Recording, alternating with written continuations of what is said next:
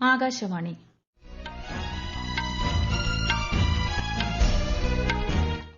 നമസ്കാരം. വാർത്തകൾ വായിക്കുന്നത് ശ്യാമ.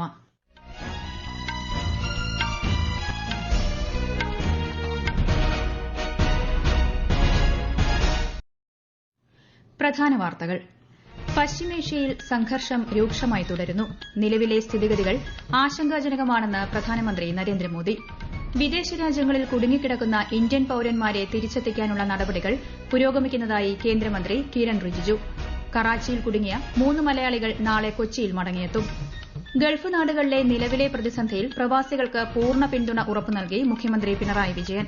വിദേശകാര്യ മന്ത്രാലയവുമായി ചേർന്ന് സാധ്യമായ എല്ലാ തലങ്ങളിലും സർക്കാർ ജാഗ്രതയോടെ ഇടപെടുന്നതായി മുഖ്യമന്ത്രി. നിർണായക ധാതു സഹകരണം, പുനരുപയോഗ ഊർജ്ജം തുടങ്ങിയ രംഗങ്ങളിൽ 3 സുപ്രധാന കരാറുകൾ കൈമാറി ഇന്ത്യയും കാനഡയും. പ്രസിദ്ധമായ ആറ്റുകാൽ പൊങ്കാല നാളെ. ഭക്തിസാന്ദ്രമായി അനന്തപുരി. പശ്ചിമേഷ്യയിലെ സംഘർഷങ്ങളുടെ പശ്ചാത്തലത്തിൽ ഓഹരി വിപണികളിൽ വൻ ഇടിവ്. അസംസ്കൃത എണ്ണവിലയിൽ 9% വർധന രേഖപ്പെടുത്തി. വാർത്തകൾ വിശദമായി. പശ്ചിമേഷ്യയിലെ നിലവിലെ സ്ഥിതിഗതികൾ വളരെയേറെ ആശങ്കാജനകമാണെന്ന് പ്രധാനമന്ത്രി നരേന്ദ്രമോദി. കനേഡിയൻ പ്രധാനമന്ത്രി മാർക്ക് കാർണിയുമായുള്ള ഉഭയകക്ഷി ചർച്ചയ്ക്ക് ശേഷം ന്യൂഡൽഹിയിലെ ഹൈദരാബാദ് ഹൌസിൽ സംയുക്ത വാർത്താ സമ്മേളനത്തെ അഭിസംബോധന ചെയ്യുകയായിരുന്നു അദ്ദേഹം. തർക്കങ്ങൾ സംഭാഷണത്തിലൂടെയും നയതന്ത്രത്തിലൂടെയും പരിഹരിക്കണമെന്ന നിലപാടാണ് ഇന്ത്യയ്ക്കുള്ളതെന്നും പ്രധാനമന്ത്രി വ്യക്തമാക്കി. ഭീകരവാദം മനുഷ്യരാശി നേരിടുന്ന ഗുരുതര വെല്ലുവിളിയാണെന്ന് പറഞ്ഞ അദ്ദേഹം ആഗോള സമാധാനത്തിനും സുസ്ഥിരതയ്ക്കും ഇന്ത്യ കാനഡ സഹകരണം അത്യന്താപേക്ഷിതമാണെന്നും അഭിപ്രായപ്പെട്ടു. पश्चिम एशिया की वर्तमान स्थिति हमारे लिए गहरी चिंता का विषय है. भारत डायलॉग और डिप्लोमेसी के माध्यम से सभी विवादों का समाधान का समर्थन करता है. इस क्षेत्र में मौजूद सभी भारतीय नागरिकों की सुरक्षा के लिए हम सभी देशों के साथ मिलकर काम करते रहेंगे. നിർണായക ധാതു സഹകരണം, പുനരുപയോഗ ഊർജ്ജം, സാംസ്കാരിക സഹകരണം എന്നീ രംഗങ്ങളിൽ 3 സുപ്രധാന കരാറുകളും ഇരു രാജ്യങ്ങളും കൈമാറി. ഇന്ത്യ കാനഡ സമഗ്ര സാമ്പത്തിക പങ്കാളിത്ത കരാറിലെ ചർച്ചകൾ പൂർത്തീകരിക്കുന്നതിൽ മാർക്ക് കാർണി താൽപര്യം പങ്കുവച്ചതായി വിദേശകാര്യ മന്ത്രാലയം അറിയിച്ചു. പശ്ചിമേഷ്യയിലെ നിലവിലെ സാഹചര്യത്തെക്കുറിച്ച് പ്രധാനമന്ത്രി നരേന്ദ്രമോദി സൌദി അറേബ്യൻ കിരീടാവകാശി മുഹമ്മദ് ബിൻ സൽമാൻ രാജകുമാരനുമായും ബഹ്റിൻ രാജാവ് ഹമദ് ബിൻ ഈസ അൽ ഖലീഫയുമായും ടെലഫോണിൽ സംഭാഷണം നടത്തി. സൌദി അറേബ്യയ്ക്കും ബഹ്റിനും നേരെ നടന്ന ആക്രമണങ്ങളെ പ്രധാനമന്ത്രി ശക്തമായി അപലപിച്ചു. മേഖലയിൽ എത്രയും വേഗം സമാധാനം പുനഃസ്ഥാപിക്കേണ്ടത് അത്യാവശ്യമാണെന്നും അദ്ദേഹം പറഞ്ഞു. ഇന്ത്യൻ പ്രവാസികളുടെ സുരക്ഷ ഉറപ്പാക്കുന്നതിൽ ഇരു രാജ്യങ്ങൾക്കും പ്രധാനമന്ത്രി നന്ദി അറിയിച്ചു. ഇറാൻ ഇസ്രായേൽ സംഘർഷ സാഹചര്യം കണക്കിലെടുത്ത് വിദേശ രാജ്യങ്ങളിൽ കുടുങ്ങിക്കിടക്കുന്ന ഇന്ത്യൻ പൌരന്മാരെ തിരിച്ചെത്തിക്കാനുള്ള നടപടികൾ പുരോഗമിക്കുന്നതായി കേന്ദ്രമന്ത്രി കിരൺ റിജിജു. വിവിധ രാജ്യങ്ങളിലെ വിദേശകാര്യ മന്ത്രാലയങ്ങളുമായി ചേർന്ന് ഇതിനുള്ള നടപടികൾ ഉറപ്പാക്കുമെന്നും അദ്ദേഹം മാധ്യമങ്ങളോട് പറഞ്ഞു. विदेश में जो हमारा भारतीय लोगों को समस्या जैसे होते हैं उसको लाने में और संभालने में प्रधानमंत्री मोदी जी के नेतृत्व में जो आज तक होते आए हैं, कभी भी पहले ऐसा कोई सरकार नहीं करते थे. इतना व्यापक सहायता करते हैं. वो तो हमारे विदेश मंत्रालय उसमें अपने अपने मिशंस होते हैं हर देश में. वो मिशन के माध्यम से भारतीय लोगों को मदद करते हैं हमेशा. പശ്ചിമേഷ്യയിൽ സംഘർഷം അതിരൂക്ഷമായി തുടരുകയാണ്. ഇറാൻ പരമോന്നത നേതാവ് ആയത്തൊള്ള അലി ഖമനേയി കൊല്ലപ്പെട്ടതിന് പിന്നാലെ UAE, കുവൈറ്റ്, ബഹ്റിൻ തുടങ്ങിയ ഗൾഫ് രാജ്യങ്ങളിലെ US താവളങ്ങൾ ലക്ഷ്യമാക്കി ഇറാൻ ആക്രമണം തുടരുകയാണ്. ഇറാനിലെ വിവിധ കേന്ദ്രങ്ങളിൽ ഇസ്രായേലും അമേരിക്കയും ഇന്നും ആക്രമണം നടത്തി. ഇറാന്റെ ആക്രമണങ്ങളെ ചെറുക്കാൻ USയുമായി സഹകരിക്കാൻ തയ്യാറാണെന്ന് ബ്രിട്ടൻ, ഫ്രാൻസ്, ജർമ്മനി എന്നീ രാജ്യങ്ങൾ അറിയിച്ചു. ഇറാനിയൻ ആക്രമണങ്ങൾക്ക് മറുപടി നൽകുമെന്ന് ചില ഗൾഫ് രാജ്യങ്ങളും വ്യക്തമാക്കി. ഒമാനിൽ മസ്കറ്റ് തീരത്തിന് സമീപം ഓയിൽ ടാങ്കറിന് നേരെയുണ്ടായ ആക്രമണത്തിൽ ഒരു കപ്പൽ ജീവനക്കാരൻ കൊല്ലപ്പെട്ടതായി അധികൃതർ അറിയിച്ചു. ഖത്തറിലെ ഊർജ്ജോൽപാദന കേന്ദ്രങ്ങൾക്ക് നേരെ 2 തവണ മിസൈൽ ആക്രമണം നടന്നതായി പ്രതിരോധ വൃത്തങ്ങൾ അറിയിച്ചു. നിരവധി US യുദ്ധവിമാനങ്ങൾ ആക്രമണത്തിൽ തകർന്നതായി കുവൈറ്റ് പ്രതിരോധ മന്ത്രാലയം സ്ഥിരീകരിച്ചിട്ടുണ്ട്. സൌദി അറേബ്യയുടെ റാസ് തനൂര എണ്ണ ശുദ്ധീകരണശാലയ്ക്ക് നേരെയും ആക്രമണമുണ്ടായി. ലെബനനിൽ നിന്ന് ഇസ്രായേലിലേക്ക് മിസൈലുകൾ തൊടുത്തതായി ഹിസ്ബുള്ള അറിയിച്ചു. മറുപടിയായി തലസ്ഥാനമായ ബെയ്റൂട്ടിൽ ഇസ്രായേൽ നടത്തിയ പ്രത്യാക്രമണത്തിൽ 31 പേർക്ക് ജീവൻ നഷ്ടപ്പെട്ടു. സൈപ്രസിലെ ബ്രിട്ടീഷ് സൈനിക താവളത്തിലും ഡ്രോൺ ആക്രമണത്തിൽ നാശനഷ്ടങ്ങളുണ്ടായി. ഇറാനിയൻ ആക്രമണങ്ങളിൽ ബഹ്റൈനിലെയും UAEയിലെയും ക്ലൌഡ് ഡാറ്റാ സെന്ററുകൾ വൈദ്യുതി പ്രതിസന്ധി നേരിടുന്നുണ്ടെന്ന് ആമസോൺ കമ്പനി വ്യക്തമാക്കി. US ഇസ്രായേൽ ആക്രമണങ്ങളിൽ ഇറാനിൽ ഇതുവരെ 555 പേർ കൊല്ലപ്പെട്ടതായാണ് റെഡ് ക്രസന്റിന്റെ കണക്കുകൾ. ഇറാൻ നഗരമായ മിനാബിൽ പെൺകുട്ടികളുടെ സ്കൂളിന് നേരെയുണ്ടായ ആക്രമണത്തിൽ 180 കുട്ടികളാണ് മരിച്ചത്. ഇസ്രായേലിലെ ബേത് ഷമേമിൽ ഇറാൻ നടത്തിയ മിസൈൽ ആക്രമണത്തിൽ 9 പേർ കൊല്ലപ്പെട്ടു.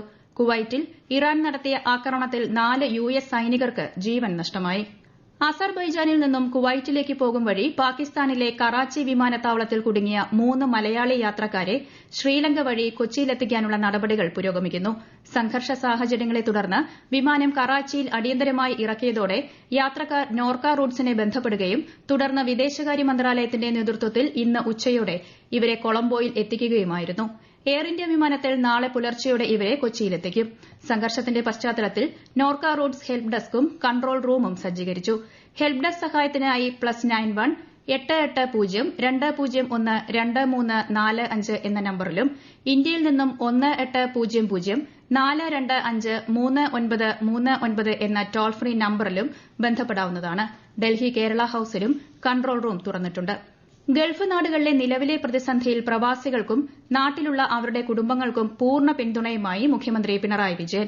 കേന്ദ്ര വിദേശകാര്യ മന്ത്രാലയവുമായി ചേർന്ന് സാധ്യമായ എല്ലാ തലങ്ങളിലും സർക്കാർ ജാഗ്രതയോടെ ഇടപെടുന്നതായും അദ്ദേഹം അറിയിച്ചു. അത്യാവശ്യ സഹായങ്ങൾ ലഭ്യമാക്കാൻ നോർക്കയുടെ സേവനങ്ങളും ലഭ്യമാണ്. അടിസ്ഥാനരഹിതമായ വാർത്തകൾ പ്രചരിപ്പിക്കരുതെന്നും അദ്ദേഹം നിർദ്ദേശിച്ചു. ഇറാൻ പരമോന്നത നേതാവ് ആയത്തുള്ള അലി ഖമനേയി കൊല്ലപ്പെട്ടതിനെ തുടർന്നുണ്ടായ പ്രതിഷേധങ്ങളെ തുടർന്ന് ജമ്മുകാശ്മീരിൽ നിയന്ത്രണങ്ങൾ ഏർപ്പെടുത്തി. വിദ്യാഭ്യാസ സ്ഥാപനങ്ങൾക്ക് അവധി നൽകുകയും പരീക്ഷകൾ മാറ്റിവെക്കുകയും ചെയ്തിട്ടുണ്ട്. ശ്രീനഗറിലെ ലാൽ ചൌക്ക് ഉൾപ്പെടെയുള്ള പ്രധാന സ്ഥലങ്ങളിൽ സുരക്ഷാ സേനയെ വിന്യസിച്ചു. ഈ വാർത്തകൾ ആകാശവാണിയിൽ നിന്ന്. ആകാശവാണി വാർത്തകളും വാർത്താധിഷ്ഠിത പരിപാടികളും All India Radio News Thiruvananthapuram YouTube ചാനലിലും All India Radio News Thiruvananthapuram Facebook പേജിലും AR News_ തിരുവനന്തപുരം ഇൻസ്റ്റഗ്രാം അക്കൌണ്ടിലും AR News_TVM X ഹാൻഡിലും ലഭ്യമാണ്. പ്രസിദ്ധമായ ആറ്റുകാൽ പൊങ്കാല നാളെ. എല്ലാ ഒരുക്കങ്ങളും പൂർത്തിയായി. ഭക്തിസാന്ദ്രമായി അനന്തപുരി. വിശദാംശങ്ങളുമായി ആകാശവാണി തിരുവനന്തപുരം ജില്ലാ പ്രതിനിധി രജു കോലിയക്കോട്.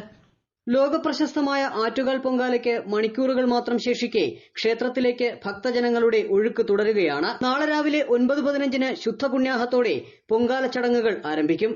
തോറ്റംപാട്ടുകൾക്ക് ശേഷം തന്ത്രി പരമേശ്വരൻ ഭട്ടതിരിപ്പാടിന്റെ സാന്നിധ്യത്തിൽ മേൽശാന്തി അനീഷ് നമ്പൂതിരി ശ്രീകോവിലിൽ നിന്ന് ദീപം പകർന്ന ക്ഷേത്ര തിടപ്പള്ളിയിലെ പൊങ്കാല അടുപ്പിലേക്ക് പകരും. ഇതേ ദീപം സഹമേൽശാന്തി ഏറ്റുവാങ്ങി വലിയ തിടപ്പള്ളിയിലും പണ്ടാര അടുപ്പിലും കത്തിക്കും. പണ്ടാര അടുപ്പിൽ നിന്ന് പകരുന്ന ദീപം ഭക്തർ സ്വന്തം അടുപ്പുകളിലേക്ക് ജ്വലിപ്പിക്കും. ഉച്ചയ്ക്ക് 2:15 ഉച്ചപൂജയ്ക്ക് ശേഷമാണ് പൊങ്കാല നിവേദ്യം. നിവേദ്യത്തിനായി 350 പൂജാരിമാരെയാണ് നിയോഗിച്ചിട്ടുള്ളത്. ആറ്റുകാൽ പൊങ്കാലയ്ക്ക് കുടിവെള്ളം മുടങ്ങില്ലെന്ന് ജലവിഭവ മന്ത്രി റോഷി അഗസ്റ്റിൻ. പ്രശ്നങ്ങൾ അടിയന്തരമായി പരിഹരിക്കാൻ കൺട്രോൾ റൂം തുറന്നിട്ടുണ്ടെന്നും ഓരോ സെക്ഷൻ ഓഫീസും കേന്ദ്രീകരിച്ച് പ്രത്യേക സ്ക്വാഡ് രൂപീകരിച്ചിട്ടുണ്ടെന്നും അദ്ദേഹം അറിയിച്ചു. പ്രശ്നം രൂപപ്പെട്ടതു മുതൽ വാട്ടർ അതോറിറ്റി MD അടക്കമുള്ളവരെ ഉൾപ്പെടുത്തി നിരവധി യോഗങ്ങൾ വിളിച്ചു ചേർത്തതായും കോർപ്പറേഷനും വാട്ടർ അതോറിറ്റിയും വിഷയത്തിൽ സഹകരിച്ചാണ് മുന്നോട്ടു പോകുന്നതെന്നും അദ്ദേഹം പറഞ്ഞു. പശ്ചിമേഷ്യയിൽ സംഘർഷം രൂക്ഷമായതിനെ തുടർന്ന് അസംസ്കൃത എണ്ണവിലയിൽ 9% വർധന രേഖപ്പെടുത്തി. ഹോർമൂസ് കടലിടുക്കിലെ പ്രതിസന്ധി കാരണമാണ് നിലവിലെ വർധന. ലോകത്തെ എണ്ണ വിതരണത്തിന്റെ 20%വും ഇന്ത്യൻ ഇറക്കുമതിയുടെ 40%വും കടന്നുപോകുന്നത് ഹോർമൂസ് കടലിടുക്കിലൂടെയാണ്. പശ്ചിമേഷ്യയിലെ സംഘർഷങ്ങളുടെ പശ്ചാത്തലത്തിൽ ഓഹരി വിപണികളിൽ വൻ ഇടിവ്. സെൻസെക്സ് 1048 പോയിന്റ് താഴ്ന്ന് 80,239-ലും നിഫ്റ്റി 313 പോയിന്റ് ഇടിഞ്ഞ് 24,866-ലും വ്യാപാരം അവസാനിപ്പിച്ചു. സ്വർണ്ണവില ഉച്ചയ്ക്ക് ശേഷം വീണ്ടും ഉയർന്നു. പവന് 520 രൂപ വർദ്ധിച്ച് 1,25,040 രൂപയാണ് ഇന്നത്തെ വില. ഗൾഫ് മേഖലയിൽ ഈ മാസം 5-ലെ SSLC പരീക്ഷയും 5, 6, 7 തീയതികളിലെ ഹയർ സെക്കൻഡറി പരീക്ഷയും മാറ്റിവെക്കാൻ തീരുമാനിച്ചതായി മന്ത്രി വി ശിവൻകുട്ടി. പുതുക്കിയ തീയതി പിന്നീട് അറിയിക്കുമെന്നും അദ്ദേഹം തിരുവനന്തപുരത്ത് വാർത്താസമ്മേളനത്തിൽ അറിയിച്ചു. പ്രധാന വാർത്തകൾ വീണ്ടും.